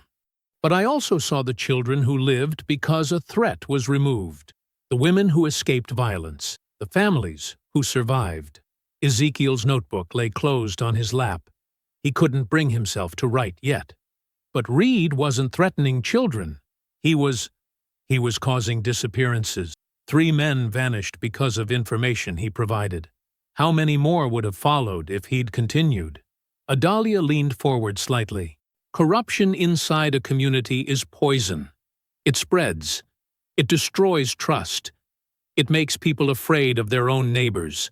Reed wasn't just collaborating. He was teaching others that betrayal pays better than solidarity. So you killed him to send a message? I killed him to stop the harm he was causing and would continue to cause. The message was secondary. Adalia's eyes fixed on Ezekiel's face. You want me to apologize, to say I was wrong. I won't do that, but I also won't pretend it didn't cost me something. Every death took a piece of my soul. Every life I ended stayed with me. I remember their faces, their last words. The weight of that never lightened. Ezekiel rubbed his temples, feeling a headache building behind his eyes. How did you decide? How did you know when someone deserved to die? I didn't use the word deserve, Adalia said carefully. I asked different questions. Is this person causing active harm? Will removing them save lives? Have other solutions been attempted? Can their damage be stopped any other way? I never acted quickly, never acted from emotion alone. I watched. I confirmed. I gave chances when possible. You gave Reed a chance. I did. Confronted him directly. Told him to stop or leave. He chose neither. He threatened me instead. Told me he'd use his connections to have me locked away. That's when I knew he'd never stop. Adalia's voice softened. I'm not asking you to agree with my choices. I'm telling you what happened and why. You asked for truth. This is truth. Ezekiel stood abruptly, walked to the edge of the porch. He gripped the railing, knuckles white. I don't know what to do with this. I came here thinking I'd document resistance, heroic survival. Something that could inspire people. But this, he gestured vaguely, this is so much more complicated. Real life usually is, Adalia observed. History isn't clean. Justice isn't simple. People aren't purely good or purely evil. We're all just doing what we can with the choices available to us. But you had other choices. You could have what? Adalia's voice rose. Trusted the law that never protected us? Appealed to authorities who considered us less than human? Waited for white conscience to develop sympathy? How many would have died while I waited for justice that never comes? The question hung between them. Ezekiel had no answer. He'd spent his entire life navigating a world that offered limited choices, that demanded constant calculation of risk and benefit. He understood the impossibility she described, even as he recoiled from her solution. I need to know something else, he said, after a long silence. Did you ever enjoy it? Any of it? No. The answer came immediately, firmly. I felt satisfaction sometimes, knowing a threat was removed, that people were safer. But enjoyment? Never. Each death was necessary work, grim work, the kind that leaves scars. Ezekiel turned back to face her. And you never worried you might be wrong? That you might have misread a situation or acted too hastily? I worried constantly. That's why I was careful. That's why I took time to be certain. But yes, the possibility of error terrified me. What if I was wrong about someone? What if I killed an innocent person? Adalia's hands tightened on the armrests. That fear made me thorough, made me patient. I accepted I might make mistakes, but I never acted carelessly. The afternoon stretched on. Heat pressed down. Ezekiel felt exhausted, wrung out. His moral certainty had dissolved, replaced by uncomfortable questions with no easy answers. He wanted to condemn Adalia's actions outright. He wanted to celebrate her courage. He wanted to understand how someone could carry such weight for so long. He returned to the step, sat heavily. I don't know if I can write this story.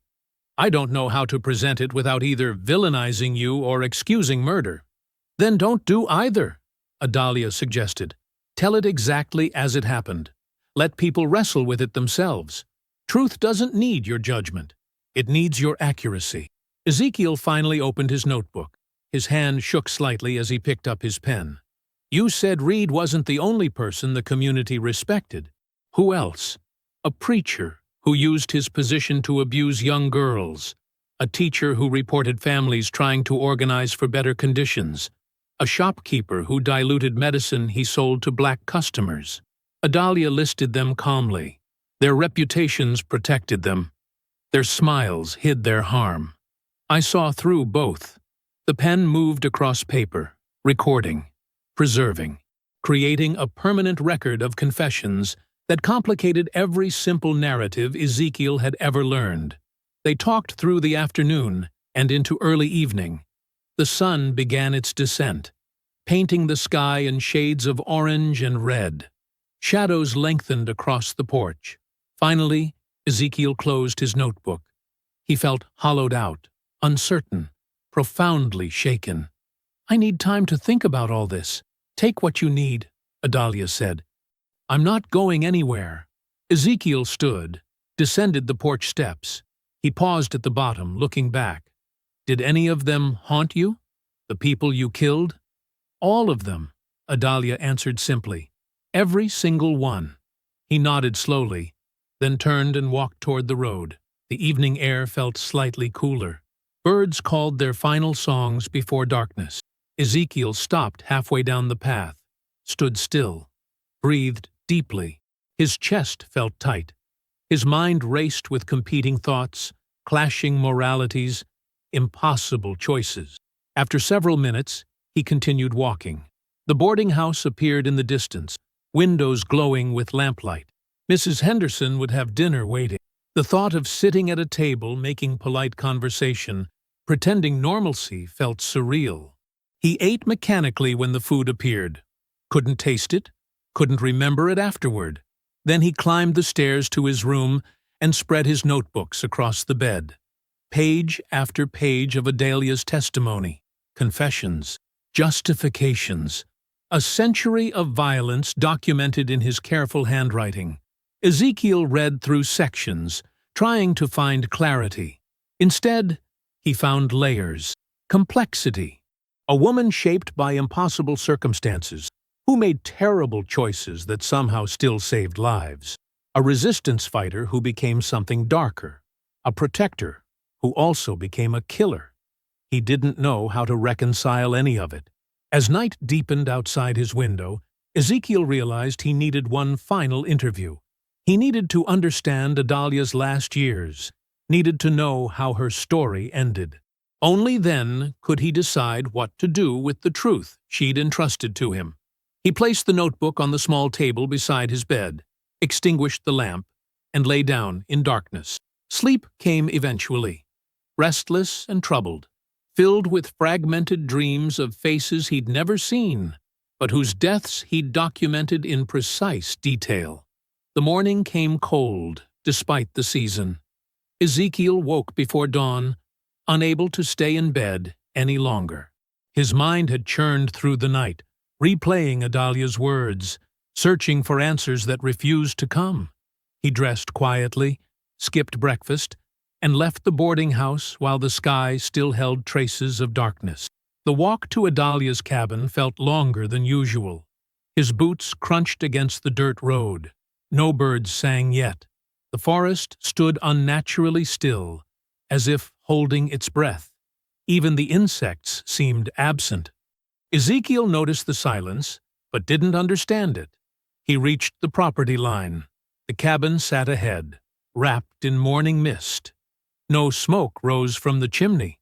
Ezekiel frowned. Adalia always had a fire going by this hour, heating water for tea or preparing something simple to eat. He approached the porch, knocked firmly. "Mother Adalia?"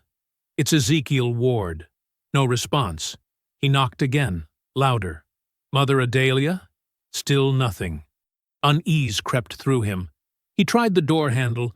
It turned easily, unlocked. The door swung inward with a soft creak. "Mother Adalia?" "I'm coming inside." The front room stood empty. Everything appeared exactly as yesterday. The rocking chair, the small table, the trunk against the wall.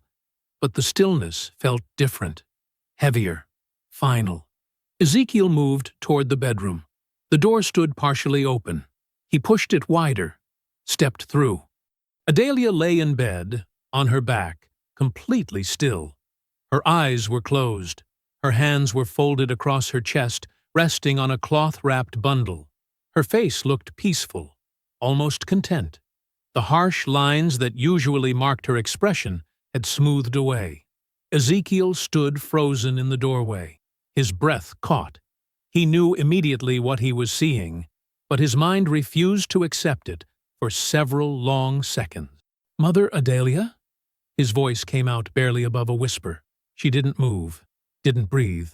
He forced himself forward, approached the bed slowly, reached out with a trembling hand and touched her forehead. Cold, not the warmth of sleep, but the absolute chill of absence. She had passed some time during the night, peacefully, from the look of it. No signs of struggle or pain. Just a body that had carried too many years and too many memories finally deciding to stop. Ezekiel sank onto the edge of the bed. His chest felt tight. Tears stung his eyes, though he couldn't quite explain why. He'd known this woman for less than a week, but somehow she'd become essential.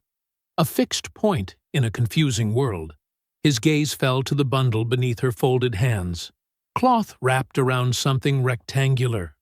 He hesitated, then carefully lifted her hands and set them gently at her sides. He unwrapped the cloth. Inside lay a leather-bound ledger and a sealed envelope with his name written across it in precise handwriting. Ezekiel opened the envelope first. The letter inside was brief, written in the same careful script. "Child, you carry the weight of truth now. Use discernment. Truth is a blade. Cut only what needs cutting. I've given you the full account, every name, every reason, every date. You'll decide what the world needs to know and when it needs to know it. Don't make me a hero. Don't make me a monster. Tell it exactly as it happened, and let people wrestle with what justice looks like when law provides none. I'm trusting you because you understand complexity. You ask hard questions. You don't settle for simple answers. Do right by the story. Do right by the people who died, both the ones I killed and the ones I saved." Adalia Ezekiel read it twice. His hands shook. He set the letter aside and opened the ledger. The first page bore a single line in bold letters. The accounting what followed filled page after page. Dates, names, detailed circumstances, motivations, each entry methodically recorded, organized chronologically from 1829 to 1915. August 17, 1829, Benjamin Hatcher, overseer, fell into well reason, whipped Sarah's infant son to death for crying during his dinner, threatened to do the same to other children if they disturbed his peace, loosened well stones 2 days prior. Natural collapse appearance, March 3, 1833. Catherine Bellamy Rhodes, mistress's cousin, thrown from horse reason, forced herself on Jacob, age 14, repeatedly, threatened his mother with sale if she spoke, spooked horse with hidden thorn during hunt, appeared accidental. November 12, 1847, Dr. Samuel Crane, plantation physician, fever, infection. Reason, performed brutal medical experiments on enslaved women without consent. Altered his medication gradually over 6 weeks. Mimicked natural illness. The entries continued, decade after decade. Each one precisely documented. Each one tied to specific harm caused and lives protected. Ezekiel turned pages slowly, reading every word. The chronology revealed patterns. Most deaths occurred in clusters during periods of extreme violence, right before planned auctions, after particularly brutal overseers arrived, when white supremacist activity increased. The later entries showed subtle changes in tone. Adalia's handwriting remained steady, but the words themselves carried weariness. June 8, 1912, Thomas Reed, businessman, heart failure. Reason, collaborated with white vigilante groups, provided information leading to 3 disappearances, confronted directly, given opportunity to cease activities, refused and threatened exposure, administered gradual poison mimicking cardiac episode. Note, this one weighs heaviest. Killing our own feels different. But corruption inside is poison, same as violence outside. 3 families safer now. Still, I am tired. The final entry came in 1915, April 22, 1915. Edgar Thompson, sheriff's deputy. Accident during arrest. Reason: targeted young black men for false charges. Used position to extort families. Created situation where he fell during supposed arrest attempt. Last one. I am too old now. Too tired. Let others carry this burden forward if they must. I have done enough. Ezekiel sat beside Adalia's body for hours. He read every entry, traced the arc of her life through the deaths she'd caused, saw the deliberation, the careful planning, the constant assessment of threat and necessity.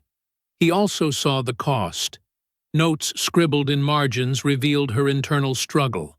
Another life taken, another piece of soul lost, and later, how many more before I rest? And finally, near the end, I want to stop. I want to believe the world has changed enough, but I see the same patterns, the same threats, the same absence of justice. The ledger contained 83 documented deaths spanning 86 years, each one justified, each one weighing on her. Ezekiel closed the book carefully. He sat in silence, listening to nothing. Outside, the morning had fully arrived. Sunlight filtered through the window, warming the room slightly. He looked at Adalia's face, peaceful, free, finally, from the terrible burden she'd carried. Ezekiel stood slowly. He had responsibilities now. Neighbors needed to be informed. Arrangements needed to be made. But first, he needed to honor her body properly. He found a quilt in the trunk, hand-stitched, beautiful, despite its age. He spread it gently over Adalia, covering her completely, tucking the edges carefully. Then he walked outside. The forest had come alive now, birds singing, insects buzzing, wind moving through leaves. The unnatural stillness had broken. He found Mrs. Washington 3 houses down the road. She listened quietly as he explained, then nodded.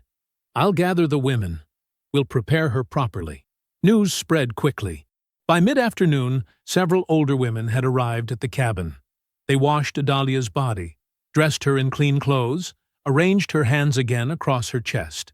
They worked with solemn efficiency, speaking little. Ezekiel helped where he could, fetched water, moved furniture, stood back when not needed. One woman, ancient herself, paused beside him. She was good to many people, delivered my daughter, saved my husband once when he took sick. She looked at Ezekiel directly. Whatever else she was, remember that too. He nodded, unable to speak. By evening, Adalia lay in a simple pine coffin built by 2 men who'd appeared silently to help. Tomorrow, they would bury her in the small cemetery at the forest's edge. Ezekiel walked back toward town as the sun set. He carried the ledger pressed close to his chest, wrapped again in its cloth. The letter stayed folded in his pocket. The weight of both felt enormous, heavier than their physical mass. He'd been entrusted with a century of secrets, with truth that could destroy reputations or illuminate hidden resistance. Cut only what needs cutting. He still didn't know what that meant, didn't know how to shape this story responsibly. But he understood now that Adalia had chosen him carefully, had tested him, had decided he could handle the complexity without reducing it to simple judgment. The boarding house appeared ahead. Lights glowed in windows. Normal life continued inside. Dinner, conversation, routines unmarked by the seismic shift occurring in Ezekiel's understanding of justice and history. He climbed the steps slowly, entered quietly, and went directly to his room. The burial happened at dawn. Simple, quiet, attended by fewer than a dozen people, mostly elderly women who'd known Adalia in passing or received her help decades ago. No preacher. Adalia had requested none. just words spoken by Mrs. Washington about a woman who'd lived longer than anyone should have to, who'd carried burdens no one else could see. They lowered her into earth at the forest's edge, where wildflowers grew thick and sunlight filtered through leaves. The coffin settled with a soft thud. Ezekiel helped shovel dirt, each scoop feeling heavier than the last. By mid-morning, it was finished. A simple wooden marker, her name carved carefully, Adalia, born unknown, died 1937. She endured. Ezekiel walked back to the boarding house alone. His hands still smelled of fresh earth. His clothes carried dust from the grave. Inside his small room, he sat at the narrow desk and pulled out the ledger, placed it beside his interview notes, stared at both for a long time.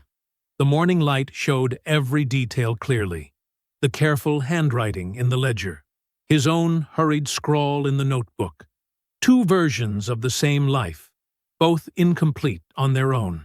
He could write the story as confession, send it to authorities, expose Adalia as a murderer who'd operated for nearly a century.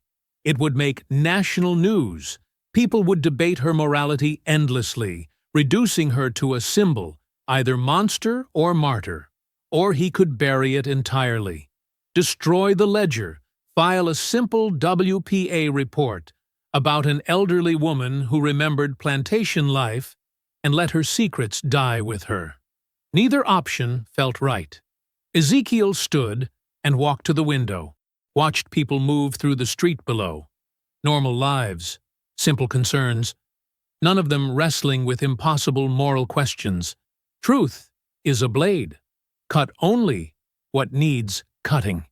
He returned to the desk and began writing. Not the full confession, not the sanitized version either. Something between, something that honored complexity. He wrote about Adalia's childhood on Bellamy Plantation, the systematic cruelty she witnessed, the impossible choices enslaved people faced daily. He described her intelligence, her observation, her gradual realization that no external justice would ever come. He wrote about the hidden network of women who protected their community through knowledge and careful action, about decisions made in darkness when law provided nothing but oppression. He wrote about Reconstruction's false promises and the ongoing violence that made freedom feel like just another form of captivity. But he didn't name specific victims, didn't provide dates for individual deaths, didn't turn her testimony into a criminal record. Instead, he shaped it as a narrative about survival, about the extreme measures oppression forces onto human beings, about what happens when an entire system denies justice to those who need it most. He worked for 3 days straight, barely eating, sleeping only when exhaustion forced him. The WPA required official documentation. He provided it. A standard interview summary noting Mother Adalia's advanced age, remarkable memory, and detailed accounts of plantation life during slavery. Accurate, professional, unremarkable. The deeper truth, the ledger, the full interview notes, his own analysis, he placed in a separate folder. He labeled it carefully, Sealed Archive. Mother Adalia, Complete Testimony. For historical preservation only. He locked it inside his WPA case with a note. Contains sensitive material regarding systemic injustice and community protection during slavery and Reconstruction. Recommend delayed release until appropriate historical context can be provided. The case would go to the WPA Central Archive. Someday, maybe decades from now, researchers would find it. They'd have the full truth then, when enough distance existed to understand it properly. For now, he'd preserved both the story and the people it might affect. Ezekiel finalized the paperwork on a Friday afternoon. He mailed the official WPA summary and locked the case for archival transfer.